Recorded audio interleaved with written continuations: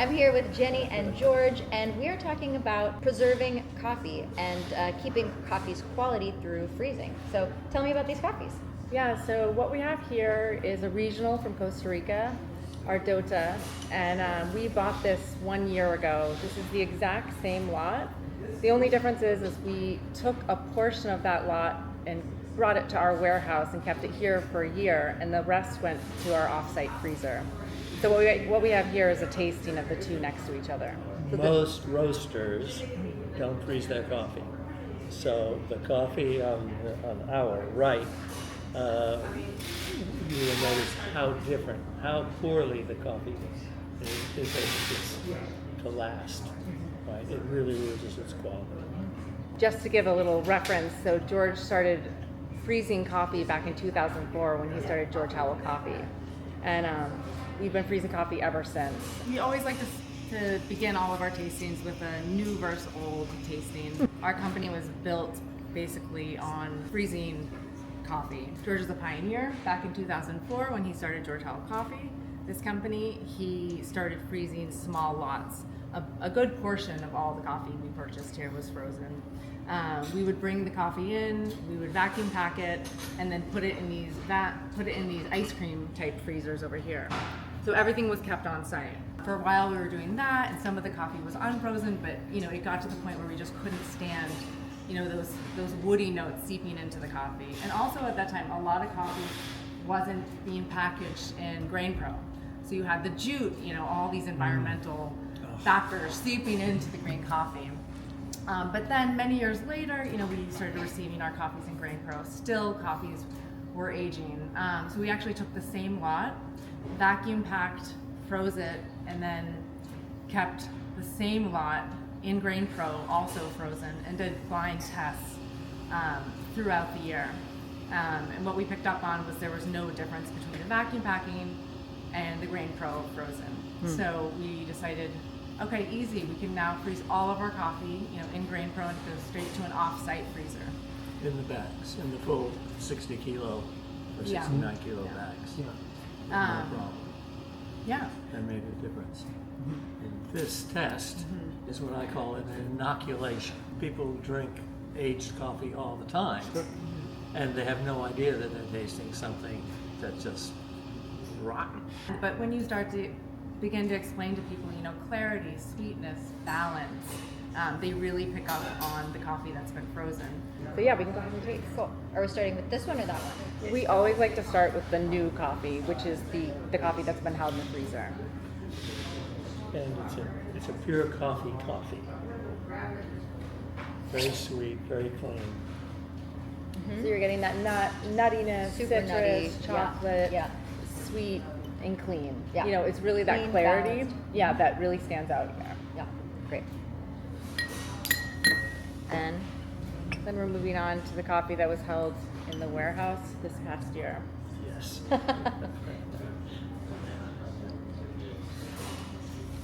Very obvious, like the cedar paper bag-like notes. yeah, definitely cedar. Woody. Yeah, there you go. For yeah, sure. that's the standout note. Yeah. The sweetness gone. Yeah.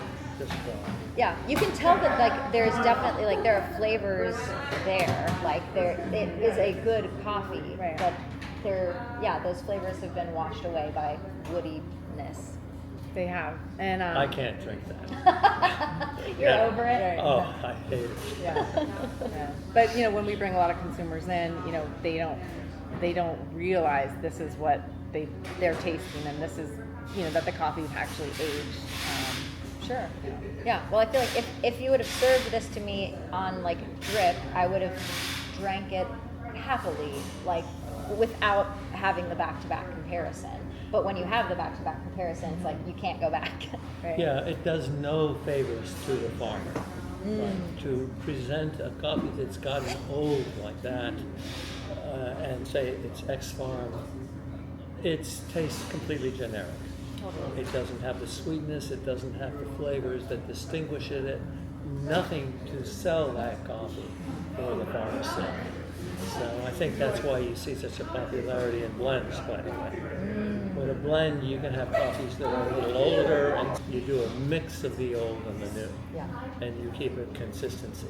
Yeah. But it's consistency that is average at best, Right. with different flavors. Yeah, here you're retaining that harvest fresh, flavors that the farmer worked so hard to get. in the first place. Exactly. For sure. Yeah. I feel like That's the especially goal. since so many roasters have such high standards Yes. for producers, but then they don't really reciprocate or they don't take care of the coffee once it's in their hands. That's right. That's exactly right. We're in classical music. You always have, the pianist who's trying to represent Beethoven or Chopin or whatever, and it's in their hands to really try to bring it out the most. That's what we roasters are. We're the interpreters of the score that has been given to us by the farmer. Yeah. Yeah. So, what do you do with this information? Or this is like a kind of more of an example of what you've already done. I consider this type of tasting an inoculation. Okay. Right. Once you've tasted that, you're more likely to recognize it. I'm now inoculated against baggy flavors. We hope so. The woody flavors, yeah. That's right. Yeah. And it was funny because one day we did have a slightly aged coffee, and the customer came in, and he happened to come in when we were doing a tasting like this. And he came back 2 days later with my coffee and said, "This is on the aged side." He threw it right You back. got it. Yeah, threw it right back to you. Huh. Cool. And so how long are you able to keep coffee in freezers then? Have you done like tests for decades? Because you've been in business now decades. Yeah. It depends how stable the coffee is when it arrives. And sometimes that's noticeable and sometimes it's not. So we've had coffees for 5+ years that have had no trace of age. And then we've had coffees a year old that have had plenty of age by the end of that year. So we do like to circle through a coffee within a year. But yeah, other than that, if we do have something really special, we'll hang on to it for, 2. Yeah, and you can tell, because actually what's really interesting is we've seen this when coffee comes in and it's pristine, and it really is not too old, so it's not starting on that getting tired and then age and so on, that it will actually get better after about 6 months frozen, oddly enough. It sort of peaks. We did in 2017 in Seattle,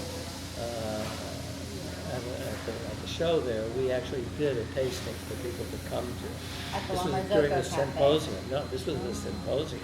Oh. Right, so we set up a station, and we had 3 coffees there: an Ethiopian, the Mamuto, and the Guatemalan. They were phenomenal. From 2013 harvest to 2017, and we had people cupping the 3. They were perfect, all 3. Like it had just been harvested. Yeah. That turned on a lot of people who have started to do freezing. A lot of roasters don't say they freeze because of the concern about what frozen food sounds like to people.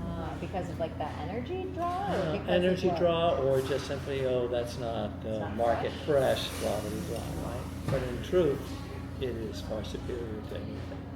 Yeah. If the difference is between faded or frozen, like faded market fresh or frozen, like that's a clear choice. Yeah. We also like to offer our coffees for a full year Yes. until the new harvest comes. So customers can enjoy their favorite coffee all year, not until like it runs out. We're trying to rush through it before it ages. Right. Yeah, Which you I can think a only lot get of that coffee companies for do. 2 or 3 Yeah. months. You might not remember it a year later. Right. Yeah. But if all year you keep coming back to it, Yeah. now you establish a relationship with it. Another key reason why, as you said, it's freezing. Yeah. And you, with your offerings at George Howell, you really only have the 1 or maybe 2 blends, right? So you can't, like, I feel like that's one thing that roasters do with coffee that gets faded Yeah. or woody. Yeah. They like Oh, yeah. hide it away in Sure. blends. That's Yeah, exactly what you can do. Yeah. But you can't do it. Yeah, that's what right. it's good for. So, Yeah. yeah. Yeah. Right. Yeah. Very cool. So do you have like takeaways for other roasters, or like how do you find this impacting the coffee industry? Or are you just like, this is what we do? Everyone can do what they want. It's quiet, so we know a few roasters who are doing it, but the majority that I know, I don't see them doing that. Yeah, I think we also look at coffee like similar to wine, you know, where we really want people to savor that taste and recognize the terroir. And with freezing, like George had mentioned, you can develop this relationship for, you know, a year with this coffee and really explore it. Because I think that's one of our goals. We only do 2 blends. One for cold brew and one for espresso. I always say when an Italian comes to town, we've got our blend. Right? It's got that, what we think is really makes a great espresso, especially for milk drinks. Yeah. But everything else is aimed at the black coffee drinker. But it's delicious in milk as well. But it's really aimed at that black coffee drinker. And the more black coffee drinkers there are, the better for the farmer. The moment you are putting milk in it and so on, you're not doing the farmer any favors. It could be anything. Yeah. Exactly right. So it all goes back to what's good for the farmer long term. 100%. And that's the aesthetics. I'm into it because I think these coffees are amazing. And I can't wait to share that feeling. It's like when you're looking at a sunset and it's mind-boggling. If your friend is looking elsewhere, you're pulling them over and saying, look, that's the deal. Yeah. Very cool. Sweet. Well, thank you for sharing this, and thank you for letting us do this tour. Thanks for coming. Yeah. Yeah. Cool. This is fun.